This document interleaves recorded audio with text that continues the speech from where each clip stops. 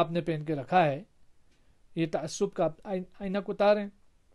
दूसरी चीज़, जब से लद्दाख के अंदर, लद्दाखियों के अंदर एक सियासी यूनिटी पैदा हुई है, तब से लेकर के एमपी साहब और उसका टोला जो है बहुत बेचैन है और इस यूनिटी को तोड़े, इसमें बखरे करे, मुख्तलिफ़ किस्म के तनाज़ात खड़ा करे, तो ये उसी चीज़ का एक हिस्सा है। लेकिन हम इस चीज़ को कंडेम करते हैं।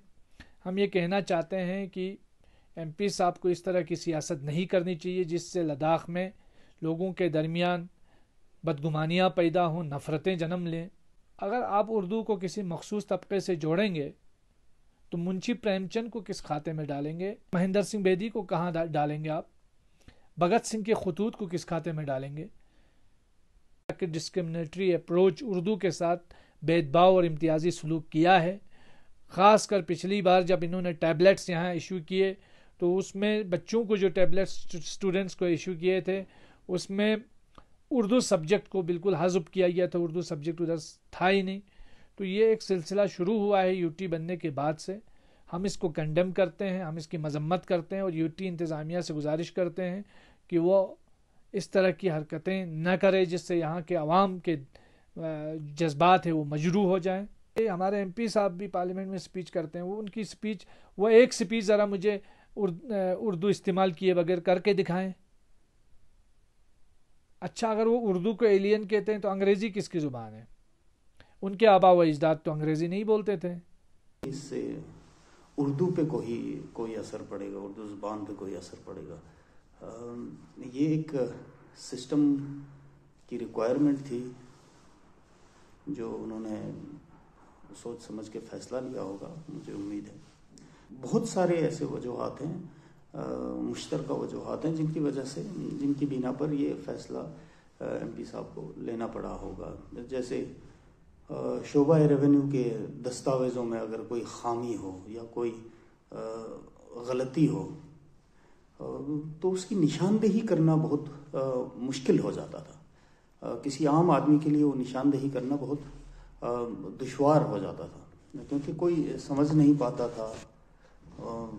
खैर, समझ नहीं पाते हैं, अभी भी नहीं समझ पाते हैं।